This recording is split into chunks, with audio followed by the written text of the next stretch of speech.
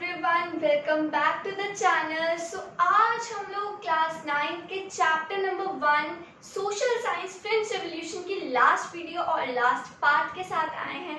This is the part number 4 in which we will discuss the women's revolution, the everyday life after the French revolution, the rule of Napoleon Bonaparte and the legacy of French revolution.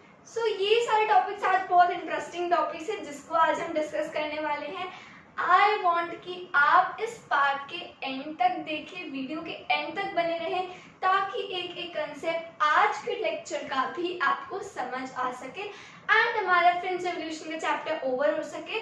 और हम जब next exercise and question answers discuss करें तो आपको इस chapter के सारे question answers आते हों। So let's get started. First आज हम जो चैप्टर नंबर 1 में पढ़ने वाले हैं that is did women have a revolution.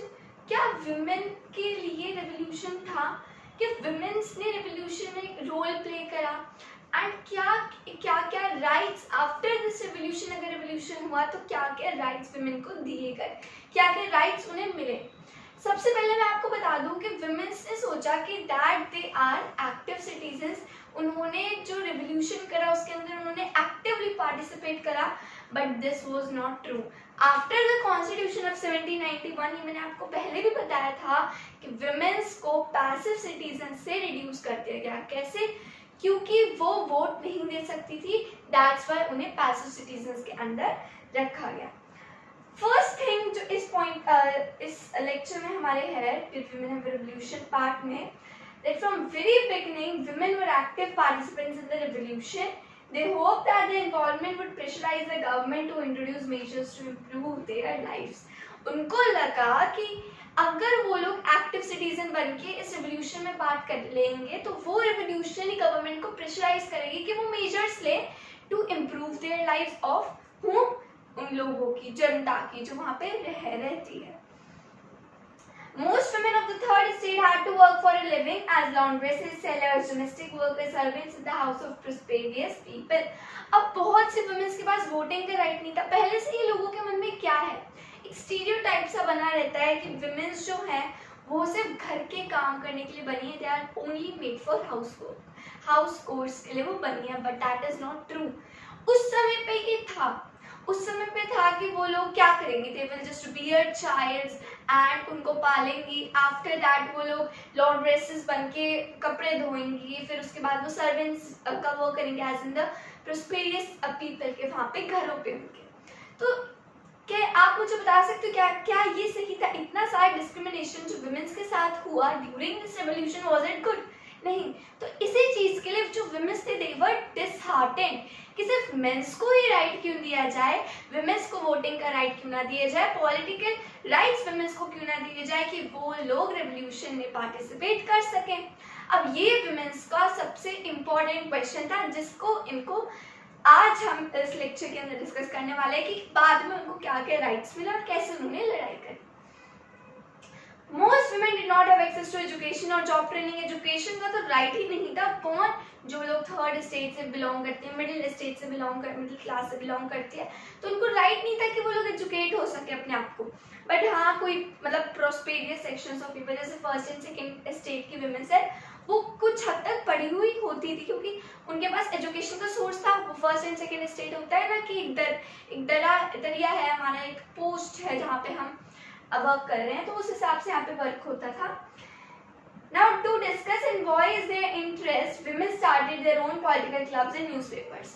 अब उन्होंने कहा ये लोग, इस कंट्री के लोग तो हम लोगों को कोई पार्टिसिपेट ही नहीं करने देने वाला, तो अब हम क्या करें? तो उन्होंने न्यूज़पेपर्स को बेचना स्टार्ट करा और उन्होंने पॉलिटिकल क्लब्स फॉर्म करने स्टार्ट करे। एंड जो मोस्ट इम्पॉर्टेंट और फेमस क्लब निकला वो था the society of revolutionary and Republican women.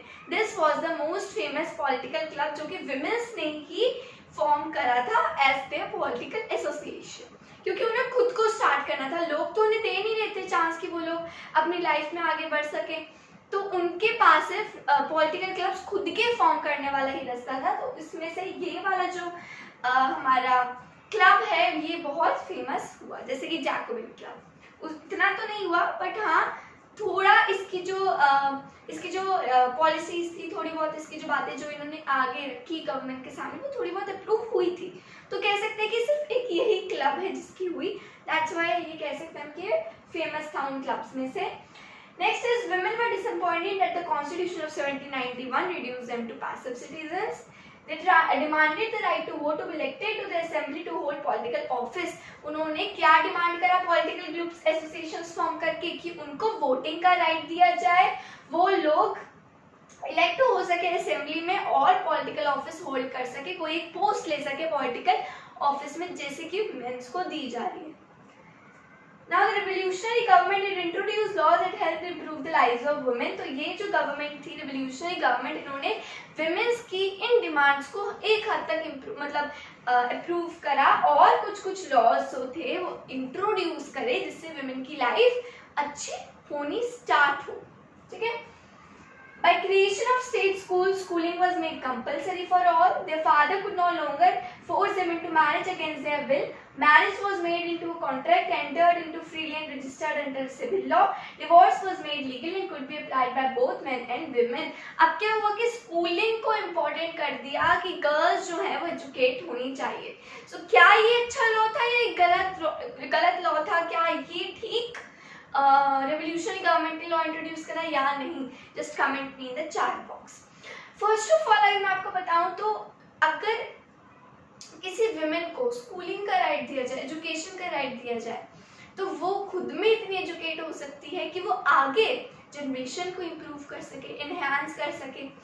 Second कि उनके फादर जो है, उनके जो पापा है, उनके जो पिता है, वो उनको फोर्स नहीं कर सकते कि तुम मैरिज करो, जैसे कि होता था ना कि हमारी मर्जी से ही तुम शादी करोगी, otherwise you can not marry.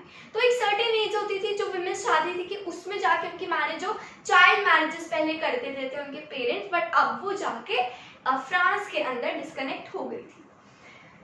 Next is कि आप मैरिज जो है इट वॉज मेड कि फ्रीली मैरिज आप लोग कर सकते हो, लेकिन एट अ सुटेबल एज, और लेकिन सिविल लॉ के अंदर मैरिज रजिस्टर होनी चाहिए अबव द एज जो गिवन थी सोसाइटी, जो गिवन थी गवर्नमेंट की तरफ से फ्रांस की विमेन्स एंड मेंस को। Next is women divorce. क्या होता था कि सिर्फ मेंस ही ले सकते थे, सिर्फ मेन को ही अधिकार था कि विमेन को वो डिवोर्स दे सके, but that proved wrong after this revolutionary government ने जो लॉ इंट्रोड्यूस करा। इसमें क्या हुआ कि जो डिवोर्स है अब वो विमेन्स भी दे सकती है, मेन को जरूरी नहीं है कि मेन से विमेन को डिवोर्स दे सके। That is just truly false after this law कि विमेन्स भी मेन को डिवोर्स दे सकती है। नेक्स्ट इज अब विमेन्स जो हैं दे कैन ट्रेन, ठीक है, अपने आप को ट्रेन कर सकती है, जॉब्स कर सकती हैं वो लोग, और स्मॉल स्केल बिजनेस को भी रन कर सकती है, जैसे कि कॉटेज इंडस्ट्री होता है कि वीविंग का वर्क कर लिया, सिलाई बुनाई का वर्क कर लिया, कुछ चीज़ें बेच दी। तो ये सब छोटे मोटे वर्क जो है वो वुमेन्स करना स्टार्ट कर दिया, जिससे उनकी लाइफ इंप्रूव होना स्टार्ट हो गई। इससे पहले वो इतना भी नहीं कर सकती थी, उनको इतना भी हक नहीं था। Next is during the reign of terror the government issued many laws. जब रेन ऑफ टेरर आया तो गवर्नमेंट ने बहुत सारे लॉज इंट्रोड्यूस करे, ठीक है।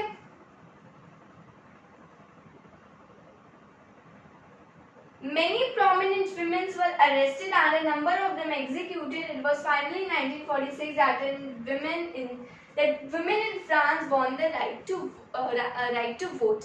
अब फाइनली 1946 में जाकर इतने अबव 200 इयर्स बाद जाके विमेन्स को राइट मिला कि वो लोग वोट कर सके। कितना लंबा टाइम पीरियड है, राइट। इतना सारा डिस्क्रिमिनेशन हुआ विमेन्स के अगेंस्ट, इतना मतलब उनको पैसिव सिटीजन से रिड्यूस कर दिया गया। तो इस बात से विमेन्स जो थी वो बहुत डिसहार्टेनिंग थी, एंड बहुत सारी विमेन जो थी उन्हें एग्जीक्यूट भी कर दिया गया। एग्जीक्यूट मतलब मार दिया गया। फॉर एग्जाम्पल जो लुई 16 की वाइफ थी, दैट वाज मारी एंटोइनेट, उनको भी एग्जीक्यूट करा गया।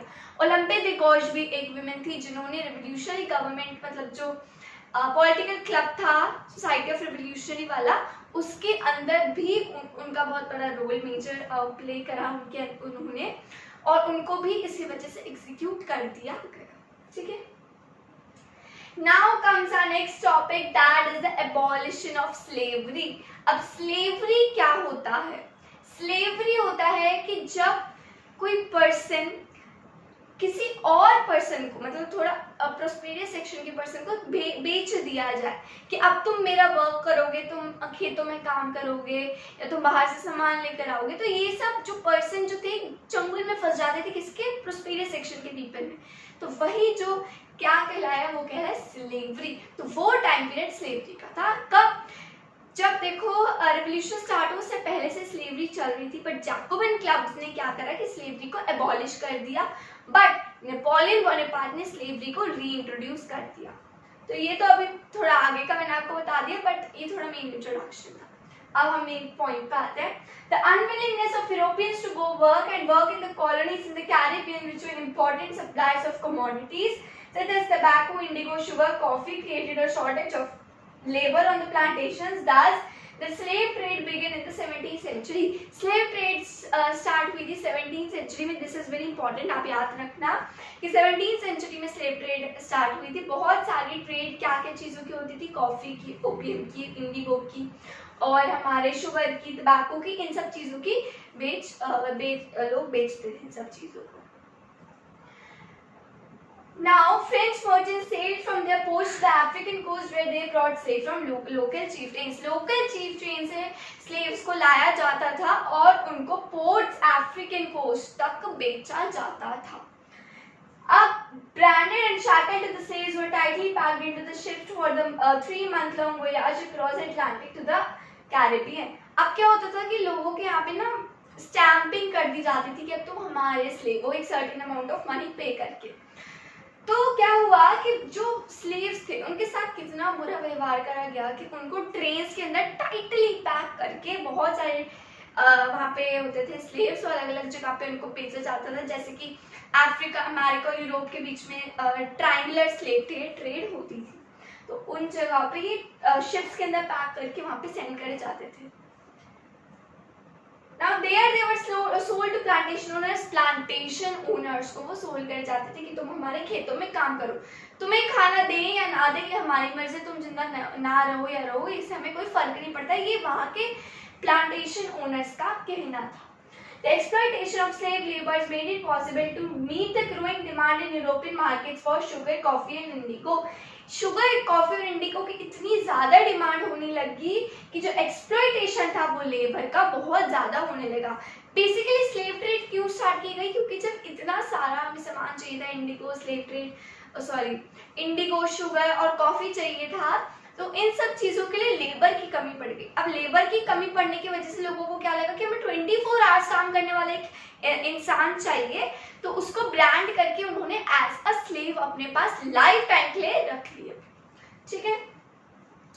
अब पोर्ट सिटीज लाइक बोर्डो and नांटेस owned their economic prosperity to the flourishing slave trade. दो पोर्ट्स हुआ करते थे जिसके बीच में स्लेव ट्रेड होती थी, दैट इज द बोर्डो and नांटेस. Now the National Assembly had long debates about whether the rights of men should be extended on the slave trade. अब बहुत से नेशनल असेंबली ने राइट्स आगे रखे या उनको कंफ्यूजन थी कि क्या राइट ऑफ मेन आगे एक्सटेंड करे जाए, स्लेव ट्रेड को आगे बढ़ाया जाए या नहीं. Now Jacobin regime 1794 abolished slavery. 1794 में जैकोबिन क्लब मतलब मैक्सिमिलियन रॉबिस्पायर के समय पे जो स्लेव ट्रेड है उसको एबॉलिश कर दिया गया, but Napoleon Bonaparte reintroduced it. Napoleon ने उसको रीइंट्रोड्यूस कर दिया. और स्लेवरी कब एबॉलिश हुई थी? स्लेवरी एबॉलिश हुई थी 1848. ठीक है. Now comes the revolution and everyday life. अब हम रिवॉल्यूशन तो हो गया, ठीक है, बैस्टाइल स्टॉर्म हो गया, ट्यूलरीज पे मसाकर करके वहां पे भी स्टॉर्मिंग कर दी, फिर उसके बाद स्लेवरी भी हो गई, विमेंस का भी रेवोल्यूशन हो गया, विमेंस को 1946 में वोटिंग का राइट भी मिल गया. बट अब उसके बाद की लाइफ क्या? उसके बाद फ्रांस में क्या होता, क्या हुआ, वो अब हम पढ़ते हैं. ठीक है. बहुत इंटरेस्टिंग चैप्टर है यार, इतना इंटरेस्टिंग चैप्टर. आई वांट कि आप इस चैप्टर को अच्छे से समझना, क्योंकि एक एक लाइन से क्वेश्चन बन सकता है, एक एक लाइन इंपॉर्टेंट है एंड बहुत अच्छा चैप्टर है. अगर आप इसी तरीके से स्टोरी की तरह पढ़ोगे तो आपको एक एक कंसेप्ट समझ आएगा. अब हम स्टार्ट करते हैं. बेसिकली फर्स्ट क्वेश्चन आता है कि जब रेवोल्यूशन हुआ तो उससे क्या डायरेक्ट उसके बाद क्या एबॉलिश की गई, सेंसरशिप। सेंसरशिप को एबॉलिश कर दिया गया। सेंसरशिप बेसिकली होता है कि जब न्यूज़पेपर्स और मीडिया वाले लोग बोलते हैं ना कि हम ये से सेंड करें या ना करें, तो आगे जो परमिशन ली जाती है उस चीज को हम सेंसरशिप कहते हैं। तो सेंसरशिप जो थी वो एबॉलिश कर दी गई थी। Now it comes newspapers, pamphlets, books, printed pictures flooded the towns of France, from where they traveled rapidly into the countryside and discussed the events and changes which were taking place. अब newspapers, pamphlets, जब censorship abolish हो गई तो बिना permission के वो सब newspapers, pamphlets और प्रिंटेड पिक्चर्स पूरे टाउन में फ्लरिश होती गई कि भाई रेवोल्यूशन खत्म हो गया है, और जो भी आगे की न्यूज़ चलती रही या चेंजेस हुए फ्रांस के अंदर उसके बाद, इवेंट्स क्या लॉज के इंट्रोड्यूस करे गए, वो सब उसके अंदर प्रिंट करके पूरे फ्रांस के टाउन्स में फ्लरिश कर दिए गए। Now, plays, songs and festive processions attracted large number of people, which was one way they could grasp and identify with ideas such as liberty or justice. Plays, songs और हमारे processions, festive processions होने लगे, जिससे क्या हुआ कि large number of people जो थे, they could now signify कि अब हमारे फ्रांस के पास liberty है, एक freedom है, ठीक है। अब हम आते हैं हमारे most interesting and important topic और important character, that is Napoleon Bonaparte. Napoleon Bonaparte का रूल उन्होंने करा और उन्होंने ऐसा मॉडर्नाइजर अपने आप को देखा कि वो फ्रांस को मॉडर्नाइज करते हैं, ठीक है। उन्होंने बहुत सारी स्टेट्स को भी कॉन्क्रीट करा। So basically after the reign of terror directly created political instability. अब जैसे ही रेन ऑफ टेरर, मैक्सिमिलियन रॉबिस्पायर का रूल खत्म हुआ तो हमने क्या पढ़ा कि डायरेक्टरी रूल आया। डायरेक्टरी रूल जब मतलब जैकोबिन क्लब के फॉलो होने के बाद जब वो पॉलिटिकल इंस्टेबिलिटी आ गई जब डायरेक्टरी रूल में, तब नेपोलियन बोनापार्ट का रूल स्टार्ट हुआ। 1804 में नेपोलियन बोनापार्ट ने अपने आप को क्राउन करा as the emperor of France. उन्होंने अपने आप को एज ए मॉडर्नाइजर फ्रांस को देखा। उन्होंने बहुत सी नेबरिंग कंट्रीज को भी कॉन्क्रीट करा और अपने फैमिली मेंबर्स को एज अ क्राउन पुट कर दिया। नाउ उन्होंने बहुत सारे लॉज भी डाले, जैसे कि protection of private properties and reform system of weight और measures provided by the decimal system. ये कुछ लॉज थे जो उन्होंने आगे बनाए after the French revolution. Now initially many welcome Napoleon as liberator. अब क्या हुआ कि बहुत सारे लोगों ने उनको एज ए लाइब्रेटर अपनी लाइफ के अंदर वेलकम करा, क्योंकि फ्रेंच रिवॉल्यूशन समय हो गया था। Freedom for the people but soon the Napoleonic army. But उसके बाद क्या हुआ कि नेपोलियनिक आर्मीज ने came to be viewed everywhere as an invading force। तो उन्होंने अपने आप को ऐसा क्या दिखाया कि they are invading the force of France, ठीक है। अब क्या होता है कि फाइनली वो वाटरलू में डिफीट हो जाते हैं कब, 1815 में। Okay, so this was our Napoleon Bonaparte. अब हम पढ़ेंगे कि legacy of the French revolution क्या निकली। सब कुछ हो गया, लुई 16 का रूल पढ़ लिया हमने मैक्सिमिलियन रॉबिस्पायर का रूल पढ़ लिया, हमने फिलोसोफर्स पढ़ लिए, हमने मिलिट्री डिक्टेटर का पढ़ लिया, हमने डायरेक्टरी रूल पढ़ लिया, हमने स्लेव ट्रेड पढ़ ली, हमने विमेंस का रिवॉल्यूशन पढ़ लिया, एवरीडे लाइफ पढ़ ली। अब क्या कंक्लूजन क्या निकला, फ्रेंच रिवॉल्यूशन होने का मेन मोटिव क्या निकला, लेगेसी क्या हुई, अब वो हम अब डिस्कस करेंगे। फ्रेंच रेवोल्यूशन की लेगेसी थी कि the ideas of liberty and democratic rights was the most important legacy of the French revolution. Liberty और फ्रीडम, फ्रेटर्निटी के ideas after the French revolution पूरे यूरोप में स्प्रेड हो गए। बहुत सी कंट्रीज इंस्पायर हुई फ्रेंच रेवोल्यूशन से कि ये अगर फ्रांस के अंदर रेवोल्यूशन हो सकता है तो हमारी कंट्रीज में क्यों नहीं हो सकता है। इसके बाद पूरे यूरोप में लिबर्टी और फ्रीडम के आइडियाज स्प्रेड होने लग गए। These ideas spread from rest of Europe during the 19th century where feudal system was abolished. Feudal system क्या होता है? Feudal system होता है कि जब कोई लैंड ओनर किसी का लैंड एक्वायर कर ले और उसके ऊपर रेंट दे, तो हम क्या करते हैं कि उसकी लैंड पे जाके वर्क करने लग जाते हैं। पहले होता था ये सब, अब नहीं होता। तो वो सिस्टम जो था वो एबॉलिश कर दिया गया और बहुत से आइडियाज पूरे यूरोप में स्प्रेड होने लग गए। अब यही आइडियाज इंडियन फिलोसोफर्स से भी एक्वायर करे। डेरोजियो भी थे, जो हम सोशलिज्म वाले चैप्टर में आगे पढ़ेंगे कि Derozio was one of them, कि जिन्होंने फ्रेंच रेवोल्यूशन की लेगेसी को आगे सपोर्ट करा इंडिया में। और इंडियन रेवोल्यूशनरीज बहुत है, Tipu Sultan and Raja Rammohan Roy are the 2 people most important जिन्होंने फ्रेंच रेवोल्यूशन से आइडिया लिया, सपोर्ट लिया एंड इंडिया में इंडिया के रेवोल्यूशन के टाइम पे भी, मतलब इंडिया में जब वॉर चली उसमें उन्होंने अपने आइडियाज को स्प्रेड करा पूरे इंडिया के अंदर भी। तो ये बहुत अच्छा और इंटरेस्टिंग चैप्टर था जो हमने आज रीड करा, हमने आज पूरा फिनिश कर दिया है। हमने ये चैप्टर समझ लिया है कि इस चैप्टर के अंदर क्या क्या है, क्या क्या मेन पॉइंट्स हैं। अगर आप चाहते हैं कि मैं आपको इस चैप्टर के इम्पॉर्टेंट पॉइंट्स भी डिस्कस करूँ इसके साथ लास्ट में summary, so you can just text me that in the comment box, I will just do that after some time. And मैं इसके question answers, exercise question answers, extra questions भी करेंगे हम, वन शॉट सेशंस रिविजन्स भी हम at the last करने वाले हैं। तो ये हमने हिस्ट्री का चैप्टर नंबर 1 रीड करा, नेक्स्ट चैप्टर भी हम लेकर आएंगे जल्द ही। तब तक के लिए thank you and bye bye.